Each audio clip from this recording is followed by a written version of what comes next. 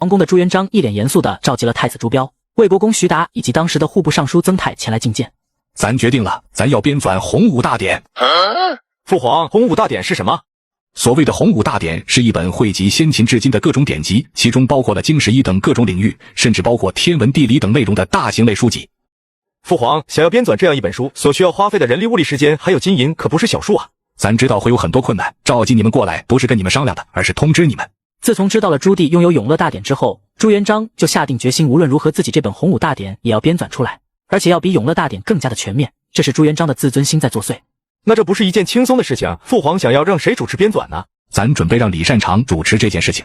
李善长如今已经辞官回乡，看父皇的意思是打算重新启用了，此事交给韩国公的确合适。陛下，户部银库中所剩的银两不多，想要编纂洪武大典，恐怕需要继续发行一批大明宝钞才行了。哼，尔身为户部尚书，岂不知这大明宝钞4亿的发放乃是亡国之举？父皇此言何意啊？其中的道理咱稍后再解释。总之，从现在开始，朝廷不会再发行大明宝钞了。可陛下若没有大明宝钞，户部实在是支撑不起编纂这样一本洪武大典啊。什么都要咱来想办法，你这个户部尚书有什么用？咱现在只是开始准备，并非马上就要编纂洪武大典。至于银两，很快就会有了，这也是咱召你们来的第2件事情。咱决定了，咱要开海。父皇，可您在洪武7年就说过不得入海，怎么如今又想着开海了？以往是咱小看了4海之地，没想到这海外还有大片的土地以及数不尽的资源。咱大明的东西到了海外，那可都是暴利，出一趟海便能赚回千万两白银。标儿换成是你做不做？那肯定做啊。可想要航海，那我大明现在没有这样庞大的船，想要建造这样一支船队，也不是一件容易的事情。没错，海上风大浪急，我大明现在的水船根本不能在海上远距离的航行，所以想要出海，首先要建造一批海船。陛下，这国库别再跟咱说户部没钱了，没钱你去想办法，这船咱必须要。一旦有了船队，大明将会有数不尽的财富。孰轻孰重，你身为户部尚书看不出来吗？若是真的可以赚取这么多白银，那就算卖了户部也应该建造这样一支船队。可万一没有这样的利润，那户部可亏不起这个钱啊。放心吧，既然父皇都这样说了，那肯定是有把握的。户部只需要协助工部打造一支可以出海的船队就行了。微臣遵命。徐达，咱需要你训练一队水师，等船造出来了，要你亲自带兵前往倭国。臣遵旨。父皇，这倭国您不是在私下说过打算定其为不争之国吗？听到这话，朱元璋的脸色瞬间变得狰狞起来。关于赵长歌的事情，他还不想这么快暴露在别人面前，所以直接让曾泰退下后解释了一下。3500多万人，光是咱们脚下的应天府就被屠戮了30万人。这虽然是几百年后才会发生的事情，但是作为老祖宗知道了这倭国的狼子野心，咱有义务灭绝这帮狗东西。陛下，臣必须要亲自攻打倭国，臣保证倭国上下一个不留。咱一开始也是想要屠了这帮混蛋，但是长哥说就这么死了也太便宜他们，咱让你去倭国，不仅是为了这血仇，同时也因为这倭国岛上拥有大量的银矿，足够咱大明开采好几百年，还有咱大明稀缺的铜矿，在倭国岛上也不少。这帮倭奴就用他们开采这些矿石为他们自己赎罪吧，反正也不怕他们死，到时候拼命的压榨他们就行了。彪儿，这些事情你都清楚了吧？后面就交给你负责。爹，你不会又打算跟长哥去别的时空了吧？如今你的能力咱也放心了，咱打算去永乐一曹好好教教老四什么是治国之道。爹，你这样真的好吗？什么事情都丢给我，你自己倒是跟着长哥到处跑，我也想去别的朝代看看啊。咱这是在培养你，难不成你希望咱还跟以前一样天天盯着你吗？那还是算了吧，爹你盯着我，我总觉得做什么都不爽快。锅里还有一点白粥，你们2个自己盛了吃吧，我也是才刚住过来，今天这米还是隔壁王奶奶借给我的。多谢你收留了我们。多谢你收留了我们。老四谢了，昨天多亏了你。老三别这样，你要不跟我吵，我都觉得不习惯了。活该你从小被我打，你就是个贱骨头。话说，我总觉得忘记了什么事情。你这么一说，我也有这样的感觉。糟糕，咱们把老二给忘了，这家伙不会死在外面了吧？老二你怎么样了？不会真的死了吧？你才死了呢，我在外面睡得可舒服了。吓死我了，我还以为你死在外面了呢。昨天晚上那雨这么大，你就躲在树下苦熬了一晚，就那点雨算什么？老二，咱们现在身无分文，暂时只能让观音奴收留一段时间，你服个软道个歉，就你以前做的那些事情认个错是应该的，总比真的露宿街头好吧？我就算死也不需要他收留，更不可能跟那个贱婢道歉。朱棣跟朱刚都知道朱爽的脾气，也就没有再多劝，两人只能回到小院，把朱爽继续留在外面。看着朱棣他们离开，朱爽好几次都想要开口挽留，可是该死的自尊愣是让他张不开口。你爱我呀，我爱你，讨厌奶茶甜蜜蜜。这秦王怎么变成这样了？怎么样，解气不？你不是说过这朱爽小时候欺负过你吗？看到这一幕，有没有感觉心里舒服了很多？长歌，是你提议几位殿下需要体验民间疾苦，若是他们出事了，不管陛下怎么信任你，你都不会有好下场的。你可千万不要因为帮我出气折磨他们啊，这样我不仅不会开心，反而会很担心的。傻丫头，我这可不是故意要帮你出气，这几个人内心都太骄傲了，不击碎他们的骄傲，永远学不会低下头。尤其是朱爽，你打他骂他都不会让他反思的，所以我只能下狠招，只有将他踩在泥土里了，他才会重新看待这个世界。再说了，这周围有很多锦衣卫，随时都盯着呢。听到有锦衣卫盯着，徐妙锦的心里才稍稍安心了一点。你就带我来看这个呀，这有什么好看的？傻丫头，难得有这么好的机会，走，我带你落井下石去。你这样是不是太损了呀？小心秦王殿下跟你拼命啊！放心吧，他都饿了这么久，连站起来的力气恐怕都没有了。赵长歌，你找死啊！妙锦，这应天府的治安越来越差了，怎么街上随随便便就遇到了流民，看起来挺可怜的。这几枚铜钱是不是给少了？要不多给一点吧。这几文钱也不算少了，都能买几个馒头填饱肚子了。谁家的钱都不是大风刮来的呀，能赏他一口吃的已经算是仁慈了。朱爽的眼神中露出杀气，把徐妙锦吓一跳。好在赵长歌及时的护在了身前，无视朱爽愤怒的眼神，语气平淡的说道：还以为你是高高在上的秦王吗？你现在只是一介草民，就是那种曾经在你眼中跟畜生无异的百姓。现在的你跟他们没有任何区别，你能体会到他们被你虐待的时候那种心中的愤怒和不甘了吗？那又如何？我终究会回去的。我不信父皇能狠心让我当一辈子的庶民。你若是抱着这样的心思，恐怕你一辈子都回不到皇宫了。忘记告诉你，老朱答应我了，你们的事情全交给我负责。我若是不同意让你们恢复身份，那你永远都只是最底层的百姓而已。我不信，我不信。信不信由你。朱爽啊朱爽，你忘记我跟你说过的话了吗？你除了投胎比较好，其余你有什么值得骄傲的？你看不起的百姓跟你现在一样的困境，可至少他们凭借自己还能养活一家老小，而你连自己都养不活，简直就是个废物。朱爽不敢去直视赵长歌的眼睛，突然发现自己空活了半辈子，竟然连一门养活自己的手艺都没有。低头看着地面上的铜钱，明明知道是用来羞辱自己的，可是腹中的饥饿却不断的在挑战他的底线。犹豫良久，缓缓地伸出手，把铜钱捡了起来。曾经的骄傲在这一瞬间支离破碎。进来吧。以前我别想太多，我只是不想你死在我家门口。你若是死了，我也活不了。我这里没有多余的房间了，你就到柴房去将就一晚吧。好啊好啊，我就说你这女人不会这么好心的，果然让我进来是为了更好的羞辱我。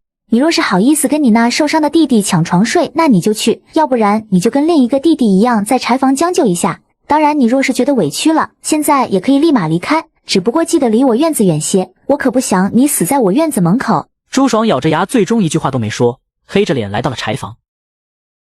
谁？老四别紧张，是我。老二，你怎么进来的？你翻墙溜进来的？胡说八道，我是那种人吗？那你怎么进来的？别跟我说是观音奴让你进来的。你这什么话？好歹夫妻一场，他还能真见死不救啊？原来你还知道你们曾经是夫妻啊！你以前不是最不愿意承认观音奴是你的王妃吗？如今倒是厚着脸皮说是夫妻一场。朱爽有些不悦地看着朱棣，见朱爽不说话，朱棣突然来了兴趣。我说是不是你哭着喊着跪地认错了，观音奴这才放你进来的？这怎么可能？我是那种会服软的人吗？我告诉你，是观音奴怕我感染了风寒，求着让我住进来的。对于朱爽的话，朱棣自然是一个字都不会信。就在朱爽话音落下的时候，柴房的门突然被打开，观音奴手里端着半碗白粥走了进来。朱爽想到刚刚自己吹牛的话，一张脸瞬间变得通红。可谁知观音奴都没有正眼瞧他，只是把半碗白粥放在了地上，然后头也不回地走了。老二，这白粥明显是知道你肚子饿给你煮的，我越发觉得你以前是不是瞎了眼？观音奴这样的好女人不珍惜，宁愿宠着家里天天作妖的侧妃。老四呢？怎么一大早没见到人影？都日上三竿了还叫早？你以为老四跟你一样喜欢混吃等死？他昨天找了一份活，一大早就出门了。老四他有什么本事还能找到活计？只要肯吃苦，总能找到活干。老四去帮一些大商户搬卸货物，昨天遇到了一个好心的掌柜，见老四可怜，就介绍了活给他干。老四又卖力，那掌柜很满意，跟他约好了今天继续过去。什么搬货？这有失身份吧？你现在什么身份还讲究起来了？若不是观音奴心善，你现在还在街头乞讨呢。永乐22年正月，北方鞑靼部频繁地进犯边关，朱棣气急败坏，不顾重臣的反对，决意要进行第5次北征。陛下，大明的威严自然不容侵犯，可是数年频繁北伐，如今户部空虚，强行开启新一轮的北伐，不说将士疲惫，就说这后勤粮草也根本补给不上啊。方斌，你乃兵部尚书，代表着大明的军队，如今鞑靼部进犯我大明边关，这是在打大明的脸，在打朕的脸，也是在打你方斌的脸。再说了，你是兵部尚书，粮草的问题自然由户部解决。哼，如今你只需要告诉朕，这北伐你觉得应不应该去？臣觉得大明如今需要的是休养生息，鞑靼部每年冬季都想要进犯边关，可他们根本不敢深入，只需要忍让几年，等。你给朕闭嘴吧！你这兵部尚书看来是当到头了，给朕滚！你若再多说一个字，朕诛你9族！没说话的夏元吉自然很了解自家皇帝的脾气，可身为户部尚书，也需要考虑朝廷的财政压力。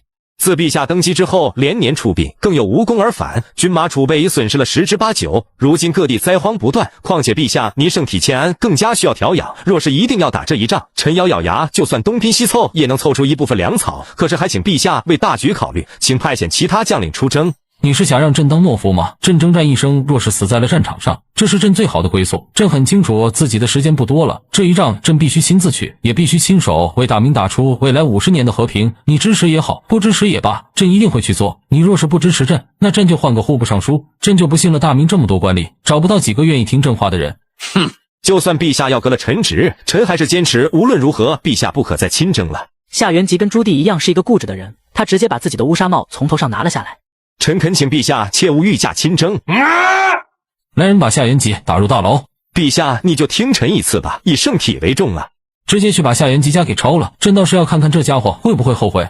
当晚夏元吉被朱棣一怒之下抄家关进大牢的消息就传遍了整个京城。兵部尚书方斌听到这个消息之后，自知自己的所作所为一定惹怒了陛下，当晚竟然因为害怕在家中自缢了。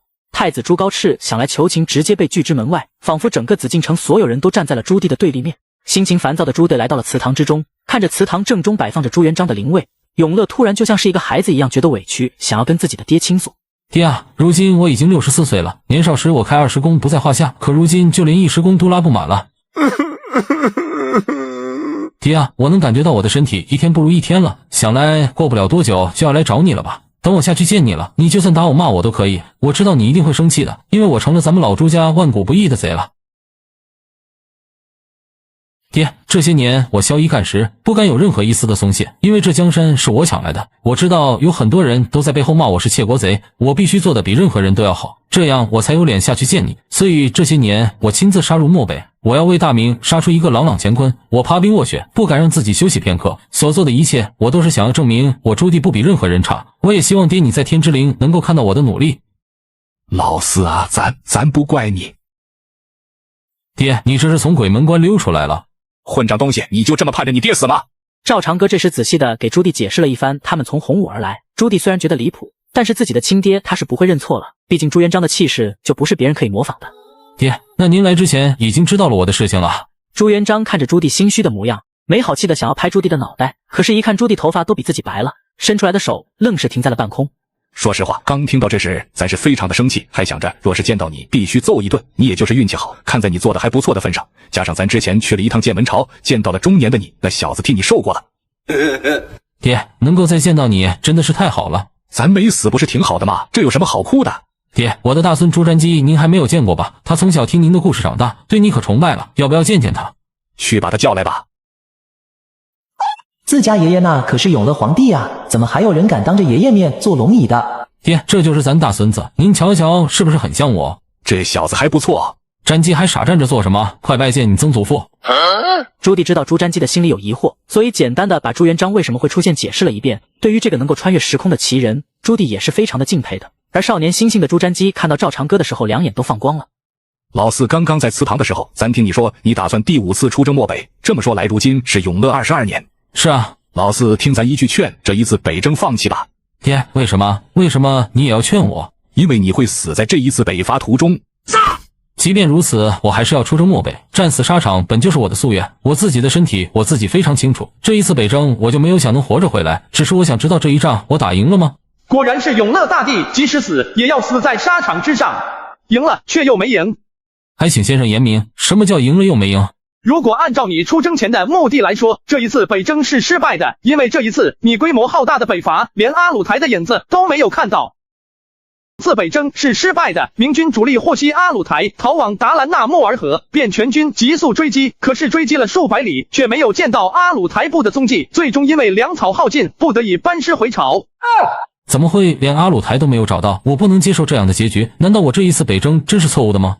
对于你的第5次北征后事褒贬不一，有些人说你劳民伤财，大军出征最终却连敌人的影子都没有看到，也有人说你这一次虽然没有干掉阿鲁台，但是班师的时候却灭掉了伟大甩不掉的朵颜三位。不够，这远远不够。朕顶着这么大的压力，几乎掏空了朝廷的家底北征，可不是灭了区区朵颜三位就能够赚回本的。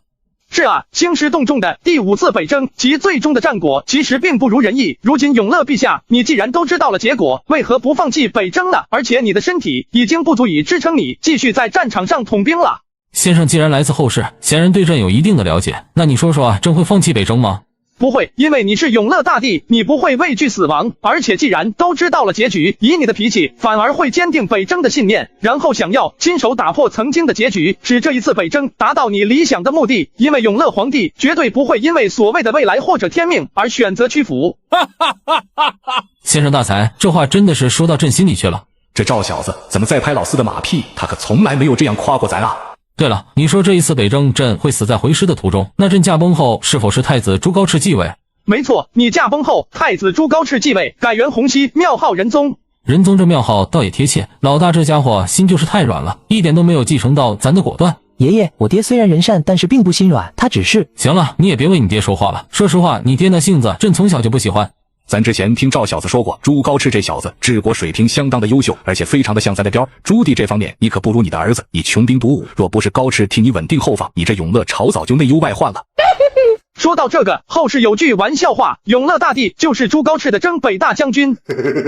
这很好笑的吗？为永乐不要面子的吗？从老大的庙号看出来，他登基后应该做得还不错吧。在历史上对于仁宗的评价还是挺高的，他登基后停止了大规模用兵休整武备，让天下的百姓得到了休息，赦免了建文帝的许多旧臣，废除了许多苛政，还顺便调整了统治机构，提高了内阁的地位。老大做的的确不错，不过朕死在北征途中，并没有来得及处理好一些事情。老二老三会不服气的吧？老三就是个墙头草，哪里强势就在哪里不足为虑，但是老二可绝对不会善罢甘休的啊。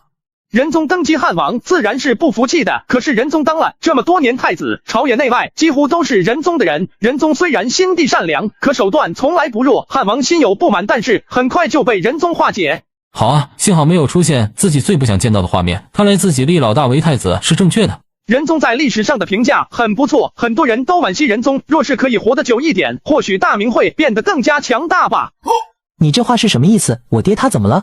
仁宗在位仅10个月便病逝了，史书上对于仁宗的记录的并不详细，也是对于仁宗的死亡原因倒是有很多的猜测。有人觉得仁宗是因为肥胖过度身体不好最终猝死，也有人觉得是吃丹药被毒死，还有人说是纵欲过度，当然还有一种说法就是皇太子朱瞻基不满仁宗下手谋害了他。不可能，绝对不可能，我怎么可能对我爹下手呢？你紧张什么？都说了，只是后人的猜测罢了。赵先生，我绝对不会对我爹下手的。我承认自己对于皇位有想法，但是我爹既然都登基了，那皇位舍我其谁？我又何必做这样肮脏的事情呢？都是野史中的记载，其原因便是仁宗死的时候，你被仁宗罚到了南京，可从仁宗得病召你回京计算，你只用了22天便回到了北京，甚至你在南京的时候，南京城就已经传出了仁宗驾崩的消息，而那个时候北京都还没有发丧，这消息竟然提前被你知道了，所以后世才有人猜测，或许仁宗的死你早就知道，甚至与你有关。我既然知道我爹病了，自然一路上快马加鞭，不敢停歇，这22天回到北京也是有可能的啊。所以说了，这只是野史的猜测，并不能作数的。不过我本人更加倾向于是因为身体肥胖引发的疾病。詹基乃是朕定下的皇太孙，高炽登基后，詹基的地位无人可以动摇。想当初谢晋曾说过，好圣孙大明渴望3代，朕就早早的定下了詹基的地位。就是朕驾崩后，高炽也没有胆子废掉詹基，所以詹基绝对不会对自己的爹下手。赵先生，能不能求你一件事？放心吧，我会想办法检查一下朱高炽的身体，若是真的因为身体原因才病逝的话，应该还能挽救。那就多谢赵先生了。赵先生，咱有一个地方不是很了解，刚刚咱似乎听你说到朱高炽提高内阁地位，这内阁是什么东西？随后赵长歌就给3人简单的解释了一下那个是什么。说到这里就不得不提咱们的宣德皇帝了。宣德皇帝？没错，仁宗驾崩之后你就登基了。你登基后任用三杨等人整顿统治机构，休养生息，跟仁宗一起被后世称为仁宣之治。朕的大孙确实没有让朕失望啊，一切都是爷爷教育的好。你延续了永乐皇帝的遗志，进行了第7次下西洋，使大明的威名在海外远扬。但是你之后却违背了太祖朱元璋宦官不得读书的祖训，在宫内设立了内书堂，选择小太监为内侍，命大学士陈山为教习教他们读书识字。也正是这个举动，给大明后面造成了不小的危害。赵小子，你觉得咱应该怎么做才能够避免大明宝钞所带来的弊端？先暂停大明宝钞的发行，然后朝廷按照同等比例回购民间的宝钞。当然，大明宝钞也不是不能使用，只是现在还不到时机。我对于经济并不是很熟悉，但我知道想要把大明宝钞推行起来，且不损害大多数百姓的利益，那需要朝廷时刻控制宝钞的数量，并且根据市场波动调整。这里面的学问并不是靠一个人就能做到的，需要朝廷培养一批这方面的专业人才。我以后给你带一些关于这方面的书籍过来，你可以让你信任的臣子先学习，等人才都培养好了，朝廷再重新发行宝钞，那时候对于稳定大明的经济也是一件好事。不是咱不愿意回购民间的宝钞，只是大明的国库中并没有这么多的银子了。以往钱不够的时候都是随意的增发宝钞，如今宝钞不能用，大明的财政一下子就会瘫痪的。放心，这事又不是立马就要去办，而且钱的事情其实也很容易解决。哦，快说说这朝廷的财政要如何增长？你是不知道，朝廷缺钱一直都是咱的心头大患啊。若是国库充盈，咱可以做的事情太多了。说到这个，又要说回永乐大帝的身上了。你可知道永乐大帝除了征战漠北和编纂永乐大典之外，最让人津津乐道的是什么事情吗？别给咱卖关子了，咱不想猜，你快说说。永乐一朝曾经6次下西洋，永乐驾崩后，他的孙子继承永乐的遗愿，第7次派人下西洋。可惜至此之后，大明就再也没有组织过这样大规模的航海行动，要不然大明绝对可以领先西方国家，开启大航海时代。哼，老四这个家伙竟然无视了咱的海禁，咱可是在洪武4年的时候就正式颁布不得入海的严厉政策，这家伙竟然登基后就打咱的脸。老朱，你别急啊，从后世来看，你这海禁政策可谓是昏庸至极。虽然根据大明当时的国情天下初定，你为了维护当时的安稳，所以才这般下令是没错，可是从长远的角度来看，这个决定真的是大错特错。错在何处？你可知咱们生活的世界有多大？大明虽然是当前最强大的国家，海外大多数地方至今还过着茹毛饮血的生活，可是因为缺少对外的交流，100多年后，西方的国家率先开启了大航海时代，掠夺四海之财富，充盈己身，迅速的壮大起来。甚至在几百年后，西方国家带着更先进的武器，打破了我们华夏国门，恣意的屠杀我们的同胞，抢夺我们的财物。大明如今领先整个世界，若是率先比别人开始大航海时代，那么四海之财富将进入大明的国库，一步落后就处处落后，失去了先机以后再想追上，那可是要付出100倍的努力了啊！朱元璋有些不敢置信，因为在当时的人看来，这世界华夏乃是中心，占据了世界上最好最大的土地，至于其余地方都是苦寒之地罢了。海外皆是苦寒之地，想要出海所需要的花费并不是小数字。至于掠夺财富，海外又有什么东西是咱看得上的呢？这是后世绘制的世界地图，虽然名字跟现在大明的不太一样，可是以老朱你的聪明，肯定能够认出来，这一块便是如今的大明。在大明之外，竟然还有这么多土地。没错，不仅有大量的土地，更有大量的资源。你不是看不上海外的资源吗？可你知道为何永乐大帝会执着于下西洋吗？因为我大明的东西对于海外来说都是不可多得宝贝，丝绸、茶叶这些东西运出海随随便便就能赚取20倍以上的利润，而且同时还能宣扬大明的强大，令海外万邦心悦诚服。根据史料记载，永乐大帝派遣郑和下西洋，其1次出行通过贸易获得的利益就超过黄金20万两，白银上千万两，是宋元2代市舶司收入的10几倍。真的能够赚这么多？这可是上千万两啊！只多不少，而且贸易在我看来是利润最小的方式。大明完全可以模仿西方大航海时代的所作所为，通过殖民掠夺当地的财富，压榨当地的人力，这收益会比贸易更多上数倍。这不太好吧？我大明乃是天朝上国，欺压这些小国百姓，恐怕落人口舌。我记得老朱，你从洪武2年就开始初步提出不争之国的概念，并且史书记载，在洪武28年会最终立定，其中倭国在你心中就是不争之国，对吧？不争之国是咱觉得这些小国征伐起来劳民伤财且意义不大，为了稳定大明的安稳，所以才提出来的。可我若是告诉你，倭国在几百年后会侵略我们的土地，屠杀我们的同胞，犯下无数血案，据不完全统计，死在他们手上的同胞多达3500多万。我操！3500万人，要知道洪武14年统计的人数，整个大明才5987万人，也就是说，在后世倭国屠杀了洪武15年超过半数的人口。该死，该死，该死！当然有血海深仇是一方面，另一方面，你可知倭国有着全世界1/4的银矿，其中最大的银矿足以让大明开采好几百年，因为很多银矿都直接暴露在地上，所以开采起来会比较方便，每年可开采数百万两。老朱，这倭国你还不争啊？不争那朕这个皇帝就不要当了，既有血仇，又有足够的利润，这倭国已经是朕的囊中之物了，他们的资源是大明的，至于那些倭寇一个不留。